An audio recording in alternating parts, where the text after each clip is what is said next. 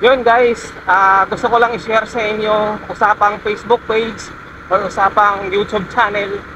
So shout out sa mga hindi pa monetize dyan pagdating sa Facebook, at shout out din sa lahat ng mga hindi pa monetize pagdating sa YouTube. Okay. So ito lang masasabi ko sa inyo, lalong-lalo na yung mga naiinip dyan pagdating sa YouTube nila.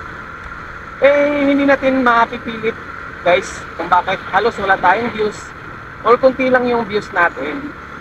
Huwag tayong mapipressure dahil hindi naman natin kalaban ang mga tao na hindi naman talaga sila nanonood sa atin o hindi nila gusto yung mga content natin.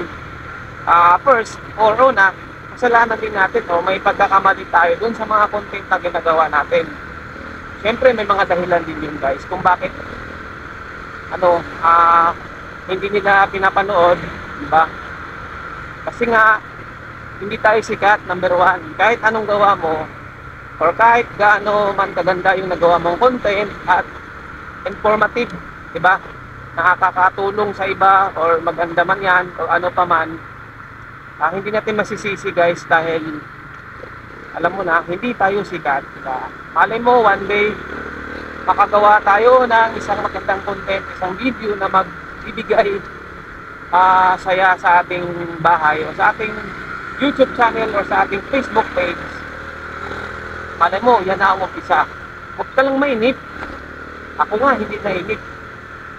Diba? Sa totoo lang, 2 taon na ako sa pag-YouTube. Meron akong 2,500 subscriber. Ito, real talk guys. Narating ko nga yan.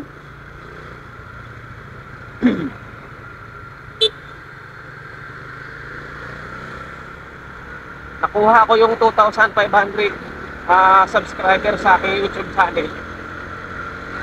Yun, shoutout pala sa lahat ng aking subscriber dyan sa aking YouTube channel guys. So huwag niyong kalimutan mag-subscribe sa mga hindi pa nag-subscribe, kasi marami pa tayong pag-usapan tungkol sa paggagawa ng channel. Gusto ko lang i-share sa inyo yung mga bad side ko rin para hindi mangyari sa inyo, lalong-lalo na sa mga gustong-gustong gumagawa dyan or pasukin ang pag-YouTube o pag-vlog.